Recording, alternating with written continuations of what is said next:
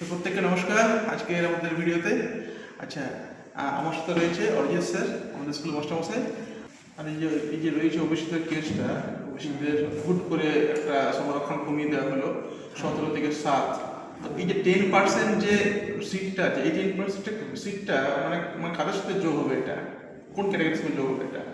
এই normally recruitment process বেরোনোর আগে যে গ্যাজেটটা পাবলিশ করে, তো এই গ্যাজেটে সেই সময় লেখা ছিল যে ওবিসির দুখানা কেস চলছে, একটা সুপ্রিম কোর্টে একটা হাইকোর্টে চলছিল। তো এই কেসগুলো উল্লেখ করে প্রত্যেকটা নোটিফিকেশন বেরোয়, সেখানে লেখা ছিল যে এই দুটো কেসের ওপর ইনফ্লুয়েন্স থাকবে, যে এই কেসের হেয়ারিং যা যা হবে তার ওপর ডিপেন্ড করছে আমাদের রিক্রুটমেন্ট প্রসেসটা। আচ্ছা, তো যেহেতু এটার জাজমেন্ট অলরেডি চলে এসছে, তা আর আগে থেকে যেটা গ্যাজেটে বলা ছিল সেটা ফলো করতে হচ্ছে।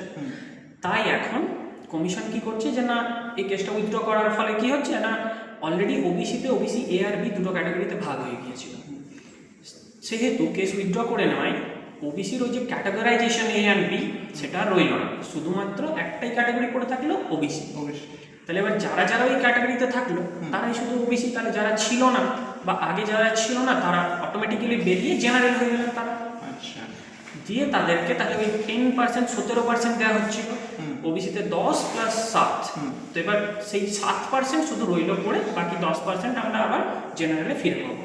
ওটা পিওরলি জেনারেলে কনভার্ট হয়ে যাবে, ওটা আর অন্য কোনো ক্যাটাগরিতে আর ভাগ হবে না, ওটা শুধু জেনারেলের কাছেই থাকবে 10%। তার মানে তো এবারে অনেকে আর কি অনেক যারা আর কি এক নম্বরের জন্য ছিল আর কি, যারা ডাক পায়নি ভেরিফিকেশন ইন্টারভিউতে, তার ওদের মোটামুটি একটা ভাগ্য খুলতে চলেছে নাকি? একদম স্যার।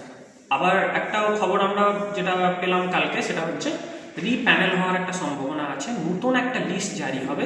এই 10% অ্যাড করার পর অনেক ক্যান্ডিডেটই চান্স পাবে। কিছু কিছু সাবজেক্ট 1 নম্বর তো কমবেই প্রত্যেকটা সাবজেক্টে, 11-12-এ 1 নম্বরের মধ্যেও থাকতে পারে 1 নম্বর, কিন্তু 9-10-এ সেটা অনেকটা যাবে স্যার, কারণ 9-10-এ সিট সংখ্যাটা অনেক। না, তো এই রিপ্যানেলটা এটা কার, 9-10 না 11-12?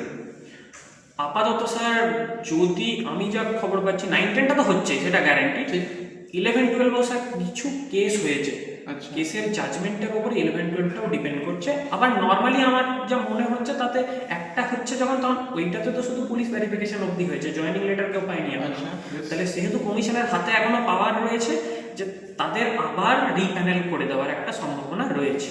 11-12 ওরা এখন স্কুল জয়েন করেনি? না, ওদের শুধু পুলিশ ভেরিফিকেশন হয়ে তারা বসে আছে, আর কিচ্ছু হয়নি তাদের এখনো। তারপরে যদি চায় কমিশন, তাহলে অবশ্যই এক নতুন এটা রিপ্যানেল করতে পারে। হ্যাঁ পারে, তারা পারে। তারপরে সেখানেও অনেকের আর কি ভাগ্য খুলতে চলেছে। যদি রিপ্যানেল হয়, তাহলে অনেক ফ্রেশার্স ক্যান্ডিডেট যারা হয়তো আটকে রয়েছে 1 নম্বরের জন্য ভেরিফিকেশন কিংবা ইন্টারভিউ যদি চান্স পায়নি, ওরাও পেতে পারে। যদি 10% যদি চলে যাচ্ছে জেনারেল ক্যাটাগরিতে, তাহলে অনেক ছেলেমেয়েকে চান্স পাবে। সেখানে কিন্তু কমিশনের হাতে পুরোটা ন্যস্ত হয়ে রয়েছে, কমিশন কিন্তু পুরোটা ন্যস্ত করছে। এবং 9-10 কিন্তু অবশ্যই হচ্ছে, গ্রুপ সি গ্রুপ ডি হচ্ছে। Group C group D. ঠিক।